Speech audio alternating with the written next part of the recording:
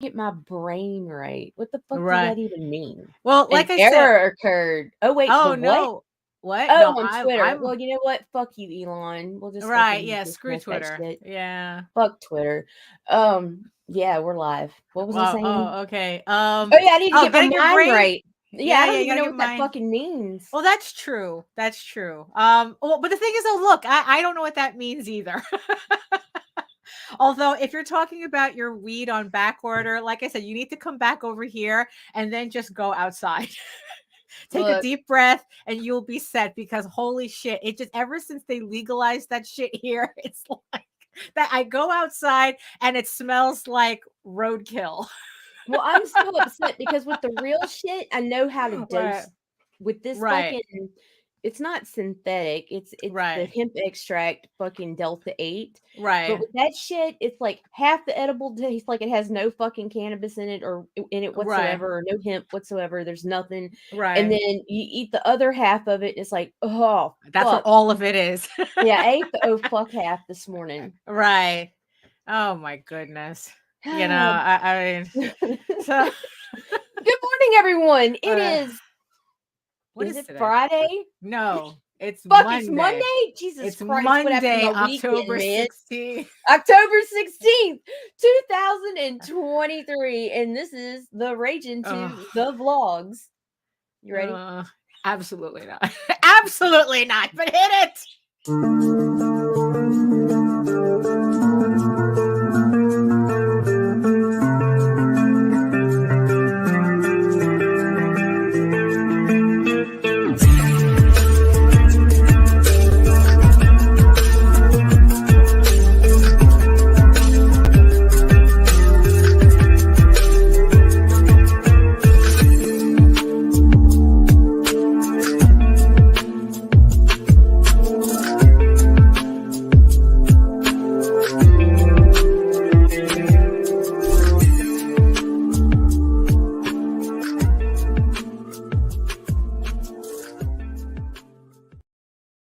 Bruh, I don't know if I've ever been this high for a live stream before. Oh no. Well, hey, Shit, that's like I said, this stuff ain't no here. joke.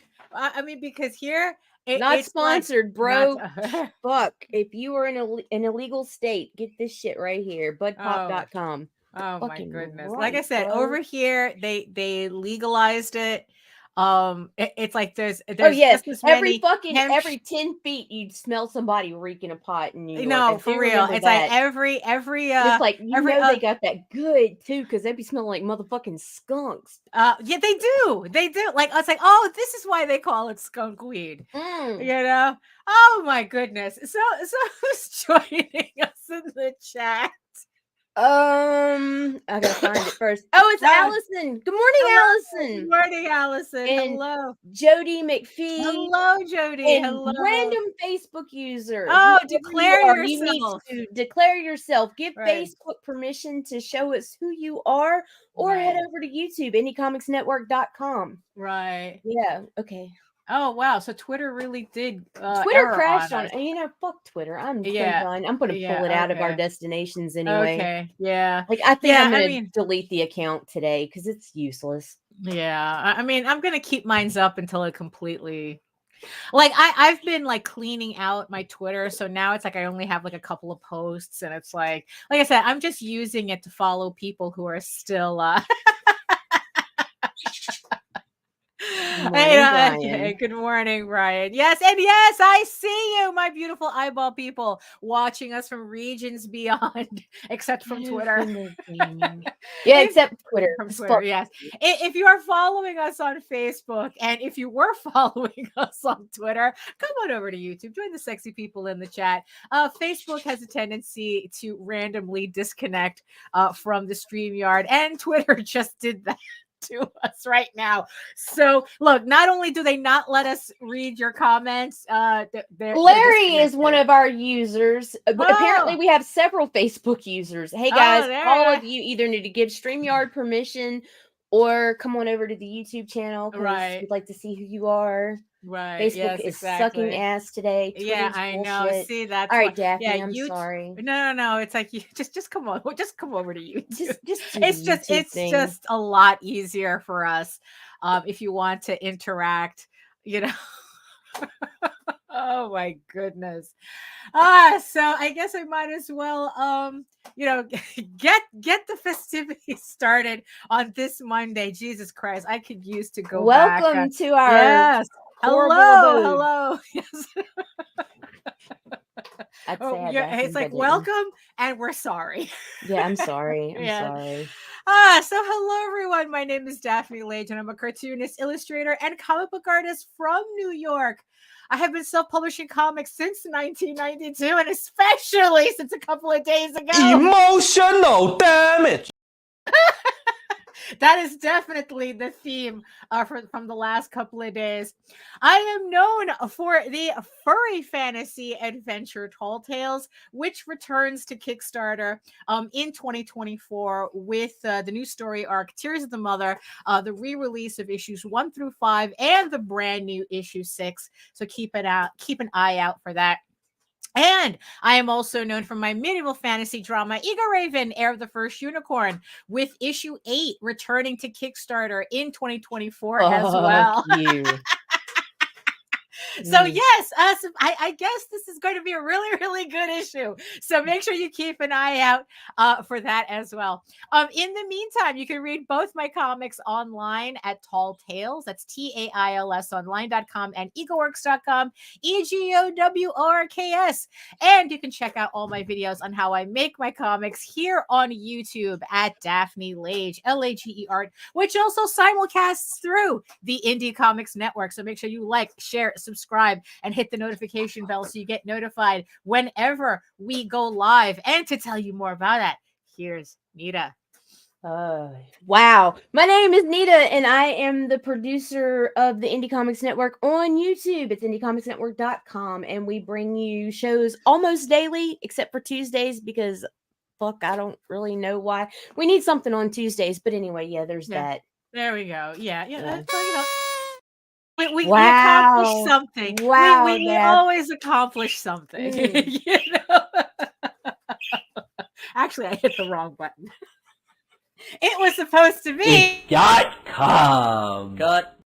That's what happens. Potato work too. Yeah, you know, it's hey. Good morning, Victor. Good Hello, morning, Larry. Victor. Hello. India is the only way to go. Hello, Bruce. Hello. What up, Tanner? Wow, we got a lot of new names today, joining us. A lot of new people joining us today. So I don't know why. I apologize in advance because Yes. I'm fucked up and don't know what I'm doing this morning. Yeah, that's true. That's true. Oh, shit, Vic. Oh, there you go. Oh, okay. So we do have something on Tuesday. Allison, you're blocked. No, don't block Allison. Okay, the comments are moving too fast. You guys say hello. Hi, Right, guys. there we go. Hello.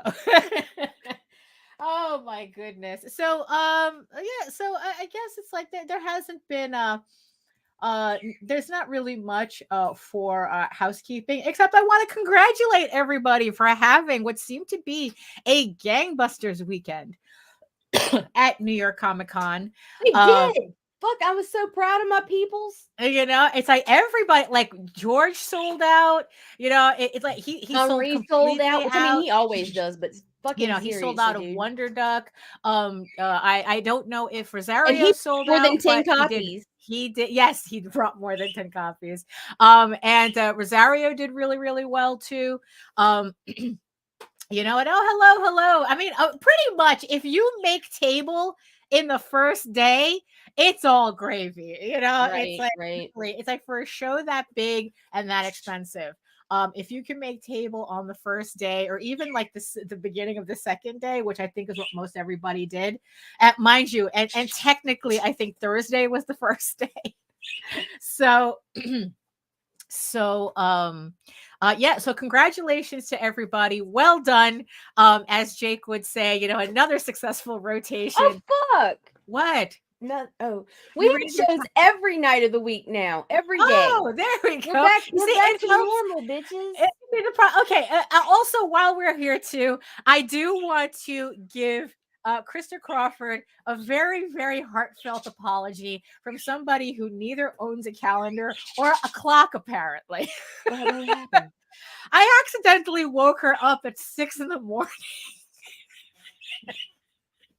Do you call her? on Sunday. No, I sent, but the thing is, though, she's a doctor, so I'm pretty sure that Her phone's her always phone on. has all the notifications coming through. So Okay. I sent a DM. I didn't expect her to even look at it. It's just a stupid, Facebook DM. But I accidentally sent. It was 9 in the morning, but you see, on her time, it's 6. I thought I was like, wait, so I was no. like telling her. So I was like telling her. No, it was like, well, it was early enough on a Sunday. So I was telling her some stuff, and she goes, "It's early on a weekend." And I looked at my clock, and I go, "Oh shit! I forgot there was a time difference." Oops.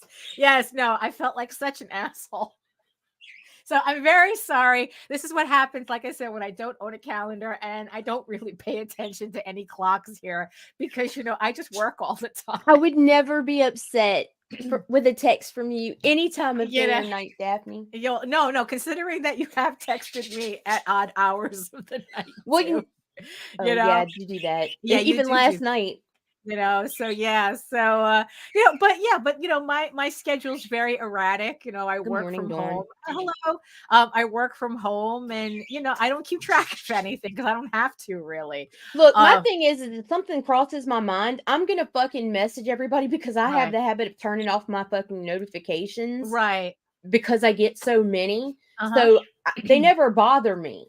I just Right. see it when I pick up my phone, Right. it's like, oh, okay, yeah, so-and-so message. Right. So I'm just like the most random fucking, and I'll just talk to myself in your messages Right. until I get a Right. response. Yeah, Whatever. because what happened was that on Sunday, I made the decision to change the name of my campaign for the last 2 weeks. So for those of you who don't know, Medieval Unicorn Viking Slut, the original title of my campaign, which is on Kickstarter right now.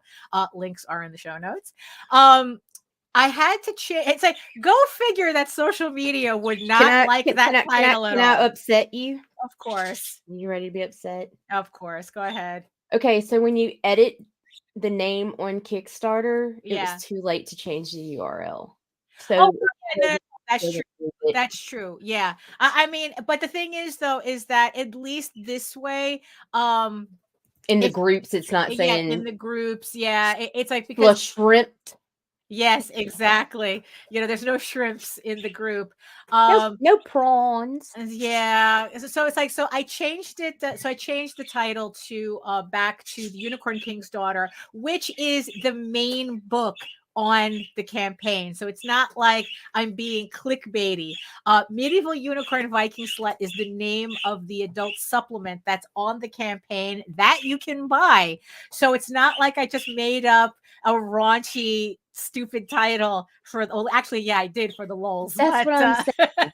That's what I'm saying. But yeah, people were literally getting dinged just for using the title, not the pictures or anything, just the title. People were getting dinged for inappropriate content. Yes, and so much so that Facebook, which yours isn't the only one, but Facebook fucking defaulted all my posts into the group. So if you manage a group on Facebook, if you would kindly pre-approve me to post, that'd be great because now I'm pending across the board. Yeah. So that was an interesting lesson to have learned from my campaign, is that yes, stupid titles do get traction, but they also have to be family friendly for them to really work.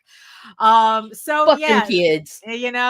So now everybody who has been trying to share my campaign, you can now share it without having to worry about the title being censored, because also it got to a point where I noticed that like if I put in the link, I wasn't getting the preview.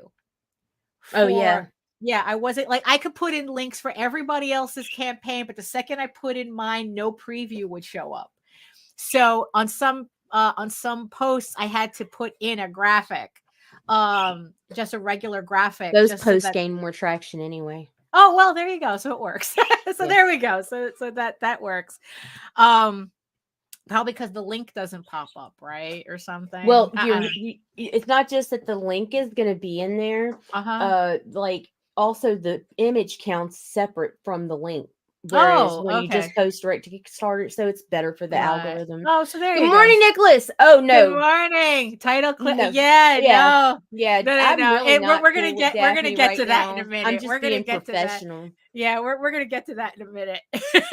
So yeah, so the algorithm didn't like was giving me a hard time with the title. So in the end I decided that, you know what, we had fun for 2 weeks, let's It change was the fun. title so that it's a little bit more Identify yourself. it's a little bit more user friendly, I guess, to use on social media. So yes, it's like there's nothing else has changed with the campaign. It's still the same 3 books, the 2 alternative universe books and the 1 canon book to EGORAVEN HEIR the First Unicorn, and yeah, everything else is the same.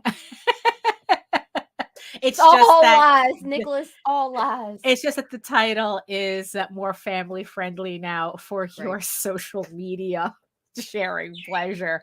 Oh, what a stupid thing. You know what? And just a really quick aside, right? So it's like, part of, us trying to kind of like figure out this whole marketing thing, right, is actually trying to figure out what the algorithm likes and what the algorithm doesn't. So there was this post that had popped up from this guy who he's never done a Kickstarter before. He's studying, campaigns. And he says that he doesn't understand why people are putting such low goals on their Kickstarters. Yeah, Right. yeah. When it's obvious that it's like, obvious it takes more than that to pay for your book, because he was like saying like he would need, like, he goes, I need about 3,000 to raise $3,000 for my book. Why shouldn't I put that as my goal? And I went in and I explained to him, it's like, look, most people are doing this because if you fund very quickly on Kickstarter, the algorithm opens up and you're more likely to get the money that you want by doing that than if you had just asked for that money straight up. Especially if this is your first campaign, I would not recommend putting a goal at $3,000. It's like 1,500 max. I don't give a fuck who you are if it's your first campaign. Yeah, it's like, don't go lower than 950 because people get just as suspicious if your goal is too low. 750. Really? Okay. But okay, the sweet spot's between 750 and 2K. Yeah. So try to get in there somewhere, right. and remember, have your goal set, but also have your, the real goal that you want. You Yeah. can do because that, either way, you still have to work towards it. But you're going to achieve it faster if you set the lower goal, because then the Kickstarter algorithms turn in your favor at 100%. Because now Kickstarter's like, yeah, this motherfucker's going to make me some money. Right. So of course they're going to promote you more. Yeah. So, so I was explaining that to him and he was like, oh, well, it still doesn't make sense. And I go, look, what you need to earn and what you actually earn on Kickstarter are 2 different things. It doesn't matter like what you spent on putting your book together. If you have no experience on what you can do on Kickstarter, you have to work according to that. You can't just come out the gate saying, well, I see people putting $10,000. It's like, okay, but have you ever raised $10,000? Have you sold $10,000 worth of material? So how would you know that you can even now? Maybe that you can fluke it out. No, Indiegogo is completely different. Completely different animal. I mean, now as a disclaimer, I've never used Indiegogo, and the last time Jose used Indiegogo was years ago, and so I don't know if anything has changed since then. I just remember when we were kind of looking into it, and Indiegogo is just either you bring your audience or you don't have one. Period. That's kind of how we remember it working. Yeah, I know. So I was telling this guy this story, and then it's like someone came into the thing, right? Into into Uh-oh. the discussion, and they said Kickstarter says that their algorithm doesn't work like that. And I Okay. go, okay, okay, bro. Okay, boss. Okay, why And would that, Kickstarter not set their fucking yeah, algorithm to benefit and profit them? you You know, fucking moron. Who said that? Oh, never mind. We'll yeah. talk. So We'll talk. so all I said was like, okay, Yeah, it's like, you know thumbs what? up, I'm not bitch. gonna argue. Yeah, I'm not gonna argue with you. It's like I'm telling the guy the pattern. Well, you see, right, exactly. Do you have a following that makes $10,000 feasible? Do you even have a following? Do you have a mailing list? Do you have any experience as to like how your audience actually reacts to your book to justify you putting 10,000 or 3,000? It's like I said, my first campaign, I put it for 500 because I had no idea how it was going to go. I raised 750 just to give on my very first campaign. It was for a sketchbook. So, um, so it's like, yeah, so I'm not gonna, it's like, I'm not gonna argue, because then there were people going, oh yeah, because I noticed that, funding quickly doesn't really do anything. And I go, look, bro, Whatever. yeah, whatever. Whatever. Do whatever you need to do. The guy asked a question, I'm answering from my experience. It's on him to choose how he's going to do it. If he wants to put his thing at 3,000, you know what? Maybe he'll fund, and that'll be the end of it. It's like, really, it's like, maybe he'll fund and that's it. Or you could be like Krista, where it's like, for her book Sky of Thorns, all her previous campaigns, as she was telling me, all her previous campaigns like raised around like $5,000, right? She puts out this brand new book, Sky of Thorns. She's already at 20K. Like, she had no idea. She had no idea that her book was going to blow up like that. But the thing is, though, she was also trying a lot of new things. Like, she was heavily promoting on TikTok and like in other authors groups and whatnot. Like, she was doing a whole bunch of things. Apparently, for her, all those things really made a difference. So yeah, it's possible that, but the thing is, she didn't ask for 20. She asked for I think like 3 or 5. I don't remember what her initial goal was. Because that's what she was used to. Right. Right. Oh, that's If your too. Yeah. minimal tier is fucking $80, $90. Right, which for a lot of these book Kickstarters, they are. I mean, it's like, look, also just to give context, my second campaign, so I jumped from making $750 to $2,000. One, because it was a porno sketchbook, and two, I was offering commissions. So I raised $2,000 on 40 people.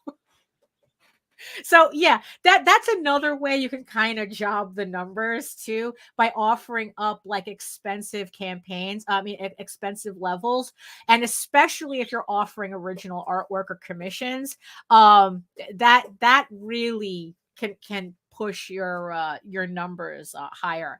But look, it's like it's but to say that, oh, that's not how the algorithm works, it's like, yeah, okay, whatever, bro. It's like, this for sure. It's like, I know that I see a pattern with a lot of people's campaigns. Nita says that she sees a pattern. Now, does the brain love finding patterns? Yes, it does. Mine does. Absolutely. So it's like, what? For I'm all in we therapy know, for it. yeah, it's but the thing is, though, is that every time we kind of work within those parameters, it works. So I you know what? It's like, again, we're only talking from our own experience. So what works for us might not work for you, and vice versa. So that's so I forgot the point that I was trying to We make really with need that, to but download a clip from the Different Strokes song. So we oh, can have that right. be.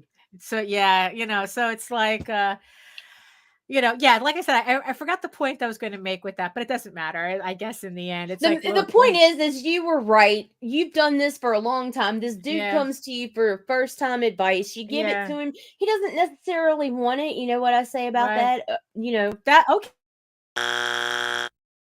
it's like, in the end, it's like, because what's funny is that yesterday on Jose's show, which was a very nice show, by the way, for those of you who missed it, what is the right price for smaller, lesser known artists to charge for commission work? Oh, that's a good question. I mean, I guess it's easy to start off with what you're comfortable with.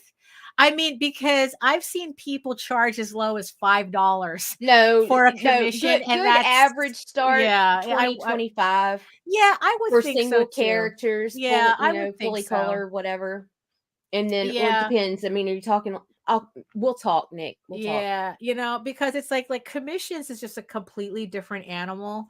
And it really sticks to the does. wall too. It really does. It really Man. does. Sometimes it just stays there. Sometimes it runs. Sometimes it kind of like crawls down. So you don't know what you're getting.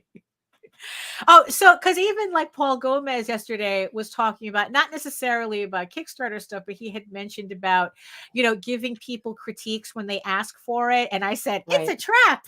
Yeah, right.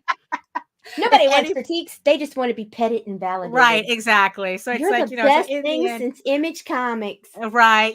So it's like, I told them, it's like, look, whenever somebody, it's like, know who you're talking to, get, kind of like read the room in front of you. And then most of the time you're better off just smiling and waving. Yeah.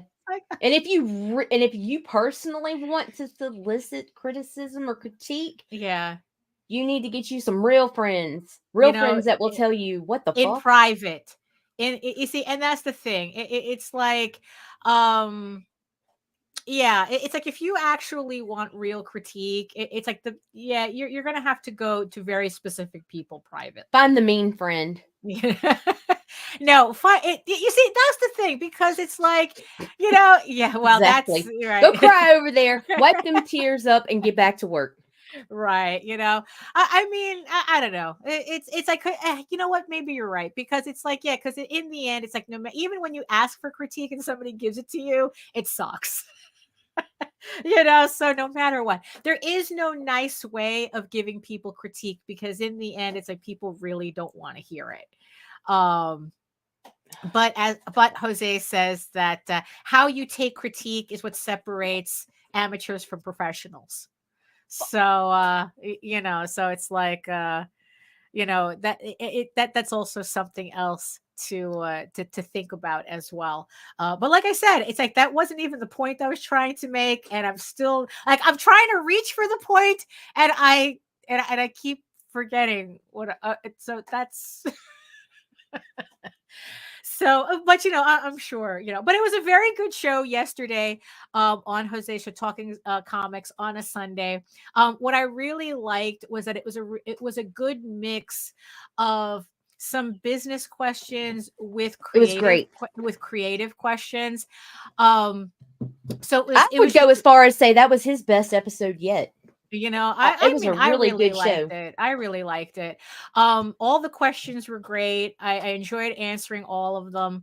And like I said, I think that because I think that as a whole, we have a tendency to kind of like get so wrapped up in the business side of what we do that we forget to celebrate the creative side of what we do. That all of this is nothing if we didn't sit down one day and started world building for no reason. Yeah, you see, because right, exactly.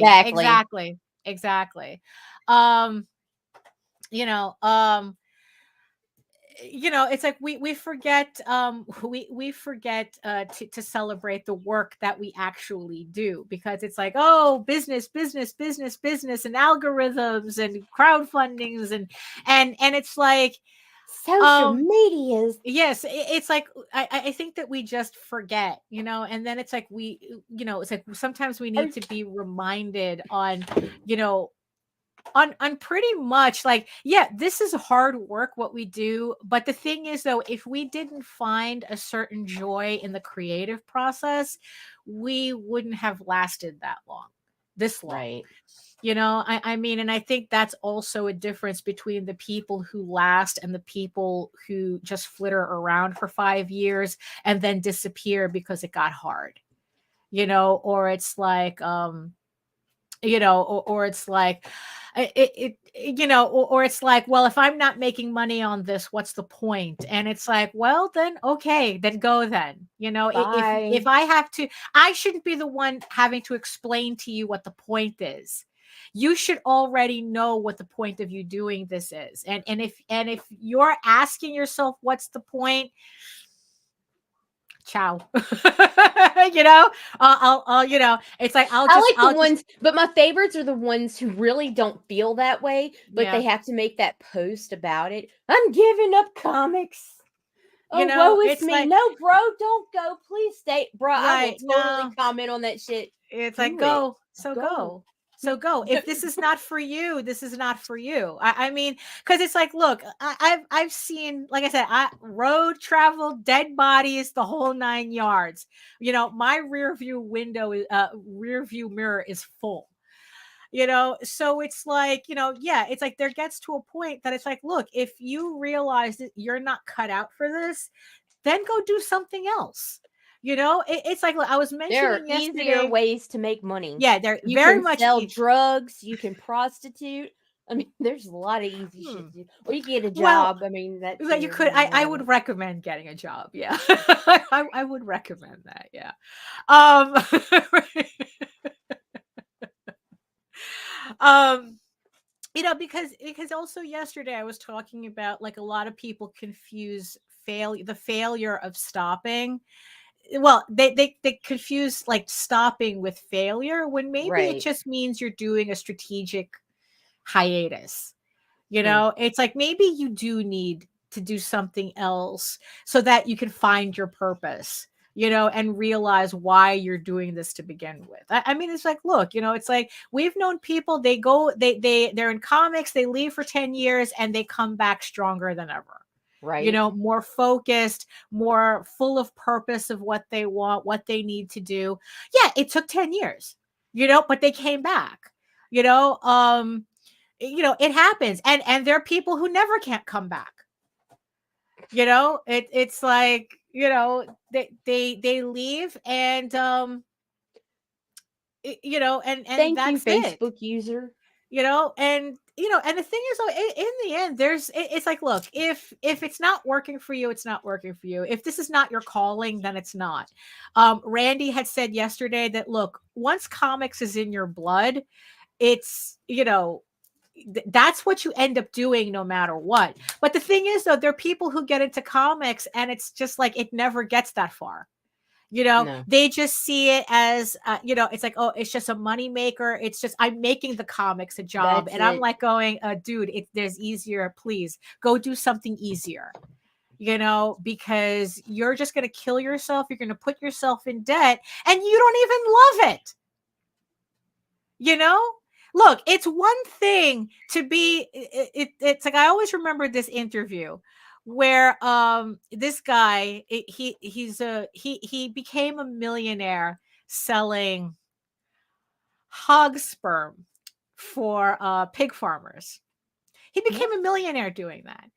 And they asked him, it's like in the interview, it's like, how did you even get here? You know, and he goes, look, I didn't come out, you know, thinking that I was, you know, that I was going to be the largest hog sperm seller, you know, you know, or whatnot. That is not like, I just found out I was really, really good at it.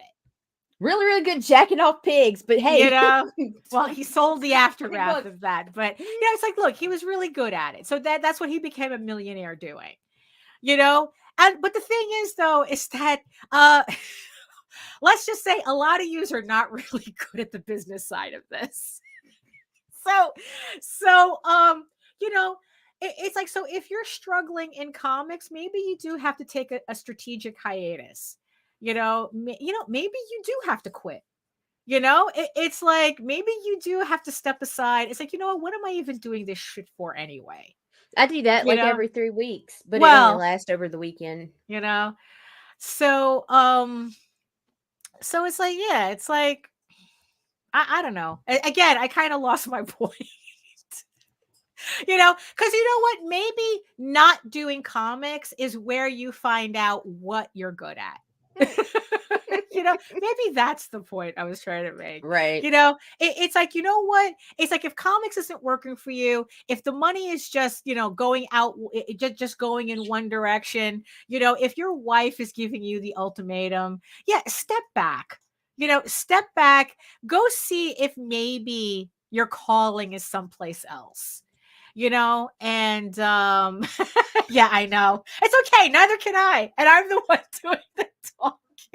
The whole point of the show is there is no point. Yeah, it's like, you know, I'm just this is just kind of like I said, the show yesterday was really good. So if you missed Talking Comics on a Sunday with JD Calderon, go check out the playlist.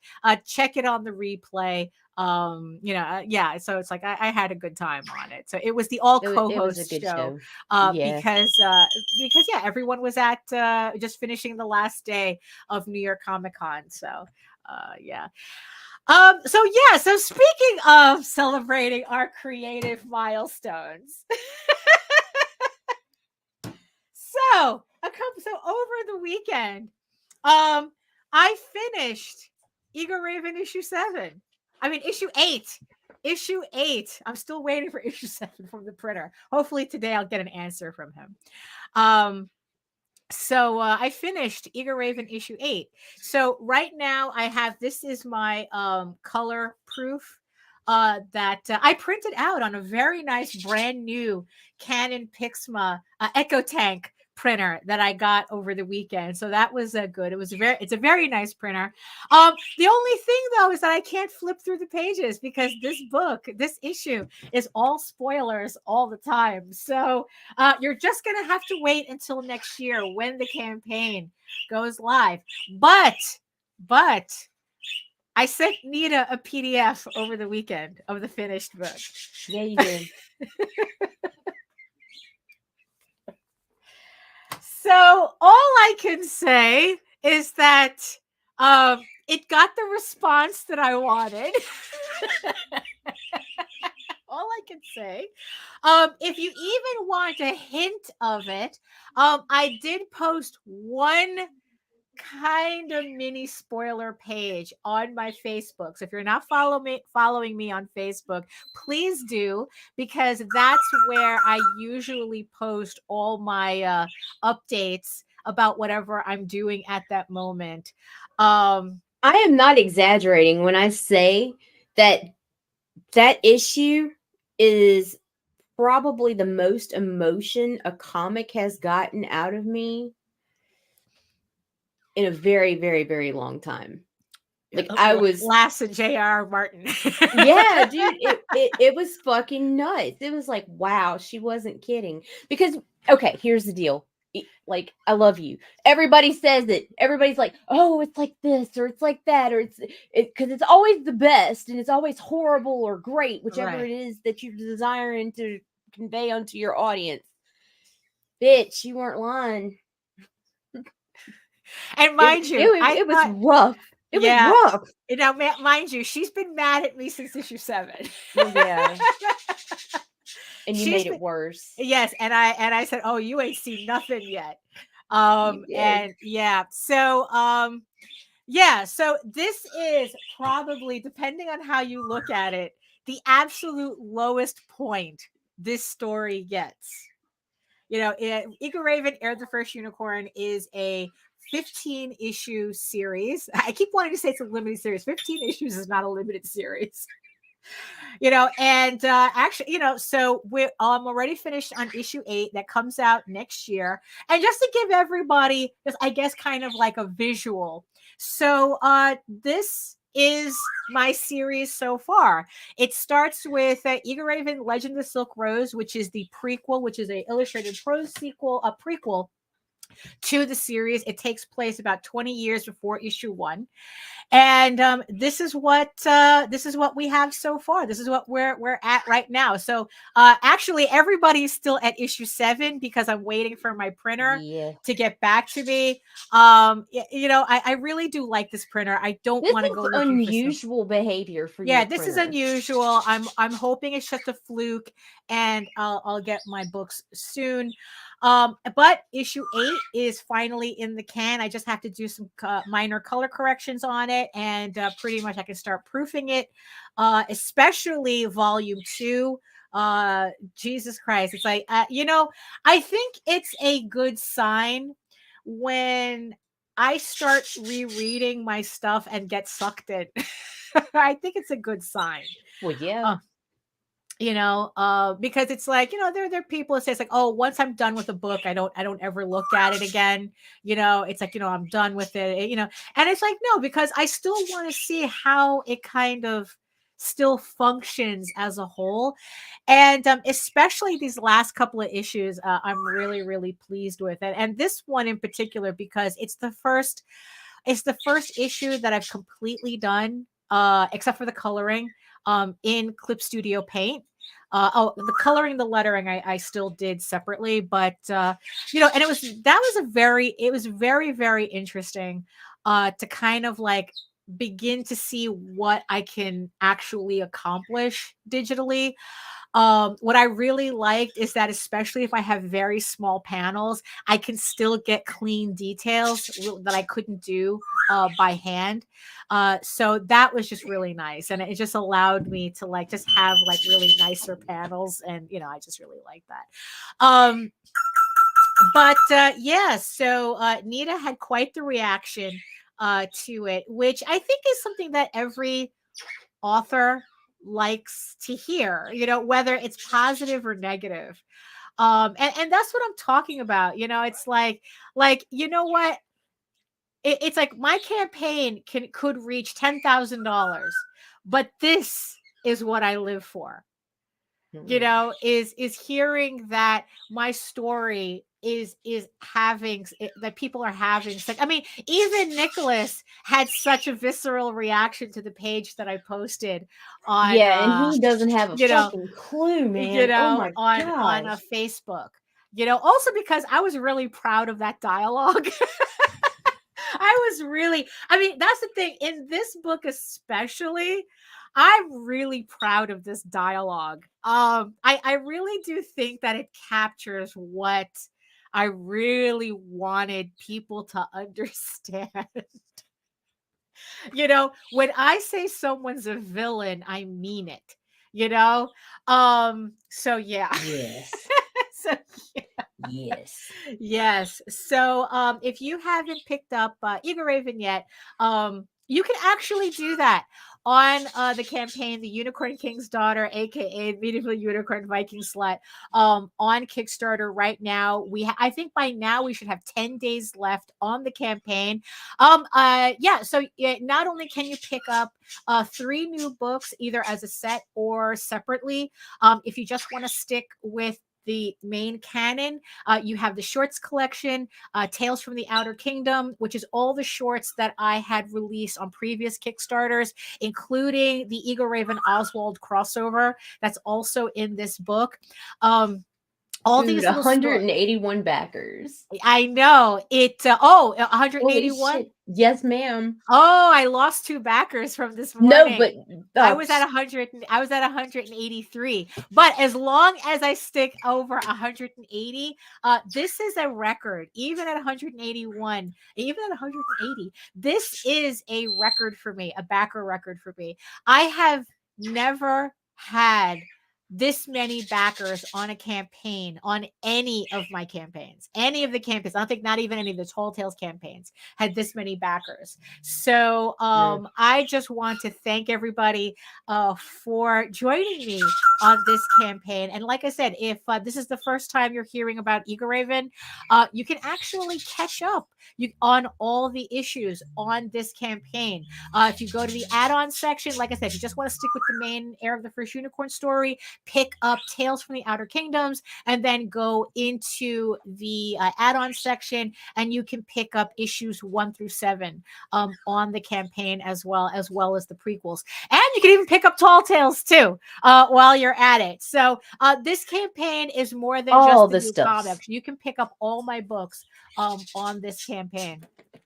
You know, and what's funny is like I was just mentioning to Nita that it's like I knew that I had different audiences for both Tall Tales and EGORAVEN. I know that it has actually a very small overlap between the people who say that they like Tall Tales and the people who say they like EGORAVEN. It's like, and it's actually a very small overlap of the people who buy both. Right. You know, but the more I talk to people who say that it's like what I'm beginning to see, I was telling her this, it's like kind of like a weird pattern. Again, it's like brains love putting together patterns. I don't know if I'm seeing things or, you know, it's like, look, it's just a preferences or whatnot. But the people who tell me that they like Tall Tales better, or like that they're fans of Tall Tales, they really are not fond of EGORAVEN. That like it's either like one or the other. And usually a lot of people who say that, you know, that they really like EGORAVEN, they don't really bother with Tall Tales. But actually it's the Tall Tales to EGORAVEN jump that I'm a little bit more like, oh, this is peculiar. You know, like maybe the other way, I don't see it as odd, because it's like, you know, I guess not everybody's into furries or whatnot, even though there are furries in EGORAVEN, they're not really the main focus. Right. You know, where Tall Tales is all furries all the time. Like, it's a furry Lord of the Rings. You know, but usually it's like it's usually the other direction that it doesn't jump. Like if people say it's like, oh, I like, you know, I'm you know, it's like, oh yeah, it's like, oh, I like Tall Tales better or whatnot. I don't know. I always get this vibe, you know, that it's like that there's something a little bit more as to, you know, it's like why that jump doesn't happen. You know, that crossover from Tall Tales to EGORAVEN doesn't really happen. You know, because Tall Tales is my furry book that JD Calderon writes. It's kind of like a Lord of the Rings type of thing. It's an epic adventure. It has a medieval political intrigue in it, you know. But the funny thing is that I think that there's kind of like a distance in the story, enough of a distance in the story that people can feel very escapist with it. I kind of don't know almost how to explain it. Like, I guess it's like Tall Tales allows them to be more escapist, while EGORAVEN asks you to come in a lot closer, and people are like, no, I'm okay. I'll be over here. Nah. You know, and I'm not sure if I'm seeing things, you know. I mean, I don't know. What's your take on that, Nita? As somebody who's obviously a fan of both. You know, I don't know. I don't know what the difference is. I mean, the only Right. thing is maybe the people that like Tall Tales that don't like EGORAVEN don't like that it's, I don't want to say slower paced, but Right. it's not as Right. Yeah. It's not running, jumping, skipping, climbing Mount Doom no, type. Yeah. no. You know, because it's like, you know, And 'cause I think that people that are more fans of EGORAVEN than Tall Tales probably well, have a higher right. level of emotional intelligence. Well, I mean, it's certainly a different vibe. And yes, Right. actually, according to the numbers, I probably do have right now more fans for EGORAVEN than I have for Tall Tales. You know, and the thing is though, as for somebody who did, you know, like actually you found my work through my furry porn stuff, but the thing is though, you know, as somebody who is obviously was more familiar with Tall Tales, and then I started putting out this second book, did you feel kind of apprehension with that? Well, That yeah, at it was first. right, that it's like, oh, this is different, right? I mean, it's like, Yeah, how did but you by the time I read issue 1, I was sold. So, right, like, I mean, it wasn't that long. I mean, I was going to check it out because I wanted to support you regardless, right, uh-huh, and I'm glad I did. right. But yeah, mind you, this is before we were really friends, guys. So we're right, talking that's about back true. when. So Yeah, yeah, that's like true. yeah. Yeah. So I mean, we knew each other, but still. Yeah, But but like, yeah. yeah. But that's back when I was simping, not pimping. Yeah, there you go. That's true. That's true. Yeah. That's kind of how it worked out. So yeah, so it's like but yeah, the vibe on EGORAVEN is Completely completely different. different then I mean it's like yeah, it's like it would be I guess one day I should just like how would Jose describe Tall Tales, like what was his intention for, I mean what's funny, you would think after all these years I would know these answers already, and I think I kind of do anyway. But like especially looking over, like all these issues, all this work that we've done so far, like whether any, I don't know, like the way he looks at the series like has changed or whatnot. But yeah, but that was kind of like the thing that I was finding interesting, is kind of seeing that, oh, like there was almost like this apprehension of people who are fans of Tall Tales, and they know EGORAVEN, they see it, but they're like going, nah, I'm gonna pass on that one. And I don't know, I just find that a little fascinating. Because they always, because going back to all the marketing thing, right? Because in the end, no matter how much we try to talk creatively, it all goes back to like, well, how does this fit in marketing? Right. They say to know your audience. Right. They say it's like, know your audience, kind of get a feel for them, what they like, what they don't like, it's like, what is it about your work that appeals to them, what should appeal to them? I mean, not to cater your work to them, but to just understand, it's like, well, like who you need to target. Because it's like, there was this writer who had said that whether I was asking other authors if they wrote to an audience as opposed to just writing the story they wanted and then finding the audience afterwards. And I told them straight up, I write the story I want to read, and then I turn around and try to find the exact same weirdos who are into the shit that I am, because I can't be the only one. No. So it's like, so yeah, so I write first and then I find the audience second, because like I said, I can't be the only one that enjoys this stuff, so I have to find the other people who do. And yeah, is that a lot hard? Is that harder than if you try to cater your book specifically to a built-in audience?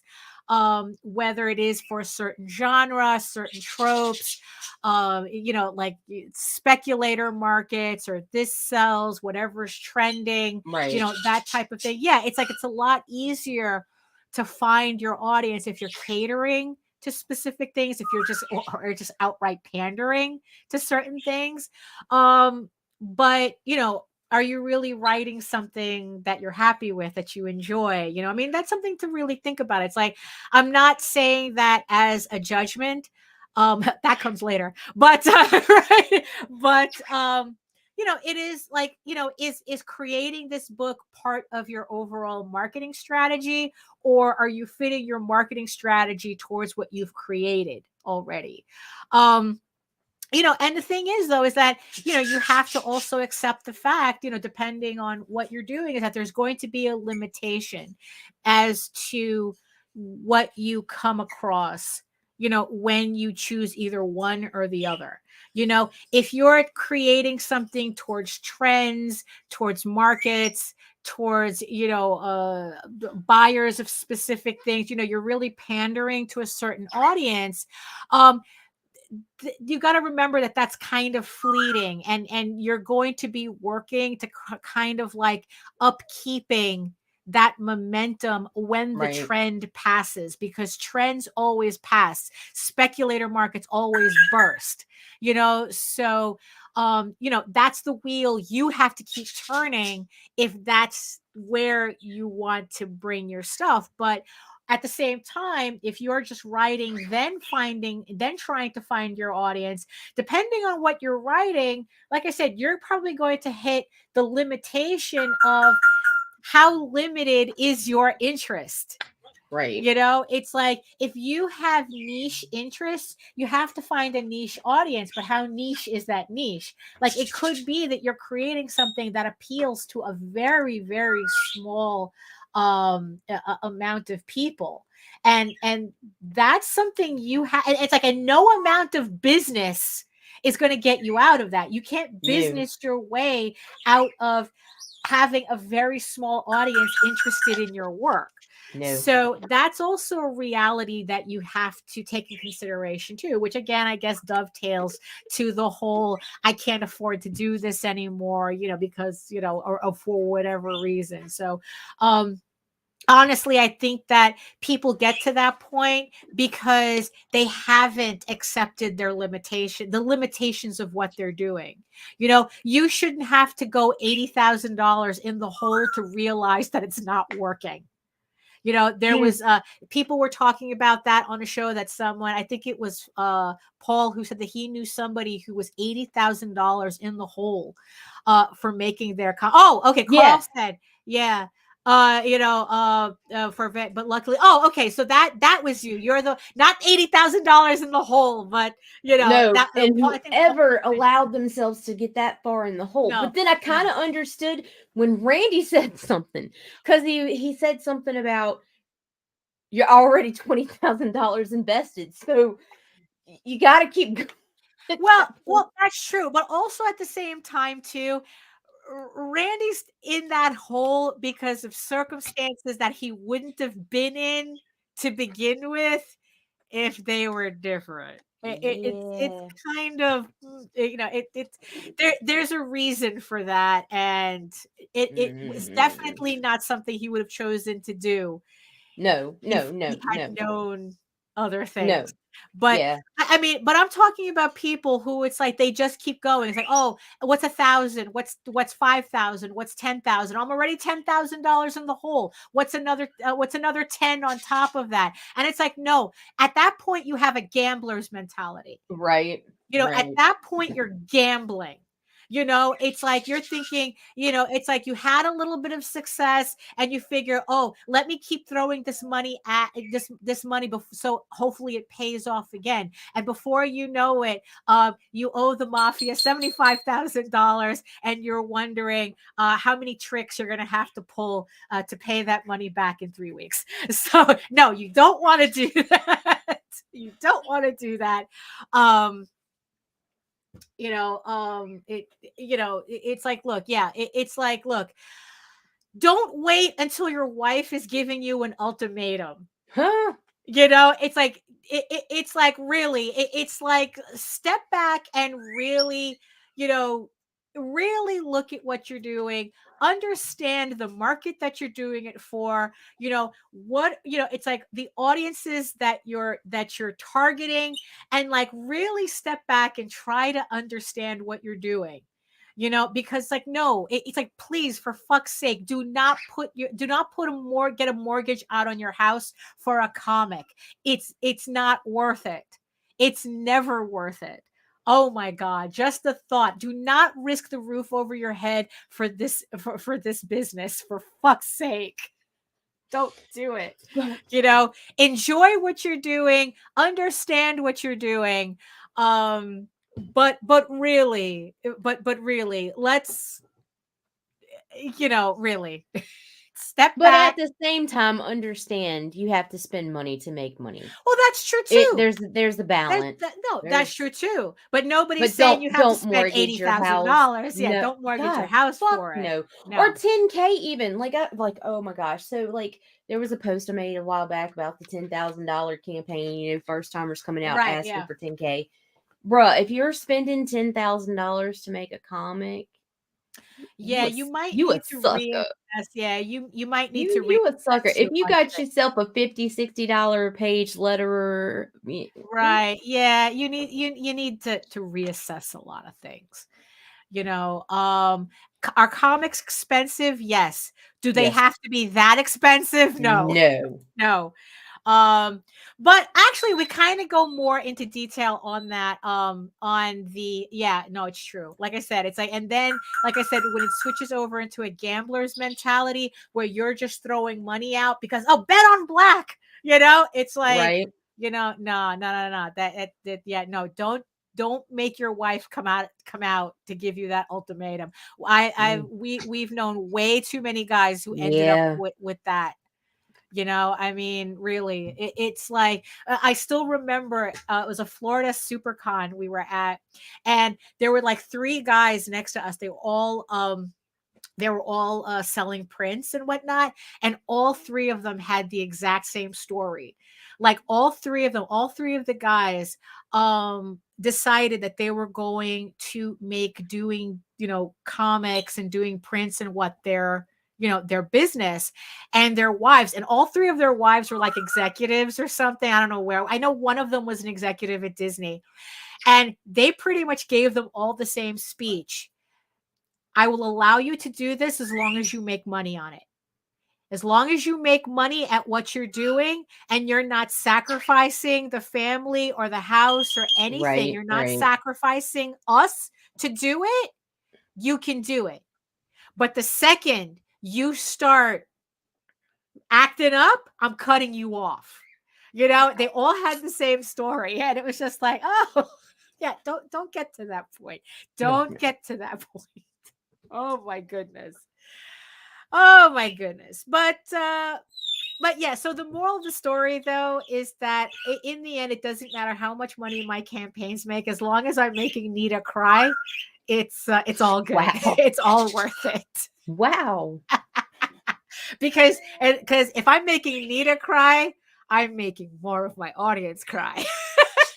So it means that the story that I'm writing, my story with the resonance that I'm hoping that I'm writing with, and I'm just really glad that people are enjoying my work, and I mean, in the end, that's the most important thing, that I'm writing these issues.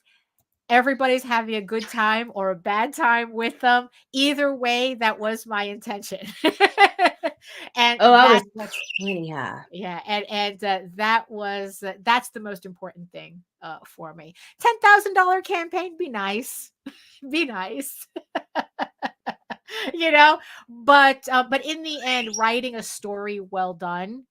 Right. Does that make sense? Writing a well done story, just writing, just just doing well. Writing a story that resonates. That's the important thing. That's my goal. That's the important thing. Bro, she's gonna kick you in the nuts at the end of 7. Yeah. Look, and then she's gonna come and cut your throat while you're bent over grabbing your balls. Yeah, exactly. And I'm gonna be screaming, "What are you crying for?" I'll give you a reason to cry. Oh wait, I am giving you a reason to cry. But look, all it is, like I said, this is where the story hits its lowest point. This is where EGORAVEN hits her lowest point. And look, from issue 9 through 15, come on, it's all up from here. Come on. Issues 9 through 15, Heir the First Unicorn. Heroes are born. Destinies are made. Lovers are chosen.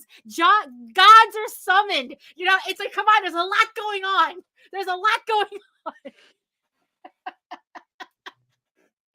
So 9 through 15, it just goes like this.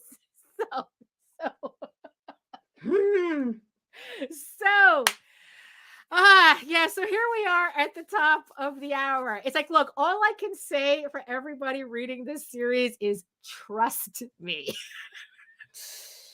Trust me. That's all I can say. It'll be worth it. So, Nita, here we are at the top of the hour. Do you have any final thoughts on this? No. I'm mad. Like, Right. I'm mad, and I can't even say why I'm mad. So Right. now I'm madder. Right. Yeah. So tune in this afternoon, 5:30 p.m. Eastern, for Fyke It Let's Draw with Rodney Fyke, and tomorrow night, tune in For Vic Medina, I need to art because I am a cunt. It is Saturday, not Tuesday, that we didn't have a show, but Right. now we do because on Saturdays, C. Michael and Jaden are together in a stream, art style kamikaze, and so there's that too, and there's a whole bunch of other stuff. There's just stuff. This Wednesday is Comics Chaos and Sass. Oh, You know, yes. next weekly, so I Another have to tell y'all episode. which one Yes. it is. Yeah, Heather and I are gonna get on screen, share your links, and flick each other's beans, whatever. Right. There we go. Yeah. Fun time had by all. So thank you everybody for joining us in the chat today. Thank you so much to all my precious eyeball people watching us from regions beyond. Thank you so much for joining us for this hour on this Monday. Monday. Oh, Monday. Because remember, I have no calendar and no sense of time. I have a calendar, but it's February's. Oh my goodness. So if you want to see more of find out more about me and my artwork and my campaigns and everything else, you're going to head on over to my main portfolio site at egoworks.com, EGOWORKS, where you can find links to all of my galleries and social media sites, but I mostly post to Facebook. If you're interested in seeing sketches and current work in progress updates and mini spoilers to ruin your day, head on over to Facebook if you're not following me there already. And remember, you don't need to send me a friend request. Just go ahead and follow. All of the posts are public, so you're not going to miss a thing, because I suck at that friend request thing. I can't keep up. So so just go ahead and follow me on Facebook. You don't need to send a friend request. Thank you. And you can also check out my YouTube channel for all my videos and my semi-weekly art live streams Wednesdays at 4 p.m. Eastern. So head on over to, if you're not watching me there already, Daphne Lage Art on YouTube, which also simulcasts through the Indie Comics Network. So remember to like, share, subscribe, and hit the notification bell so you get notified whenever any of our shows go live. And remember, you can also rate EGORAVEN, Heir the First Unicorn, for free if you want to try it out before pledging to any of my campaigns. You can even download a PDF of the first issue a sampler of the first issue on the website as well.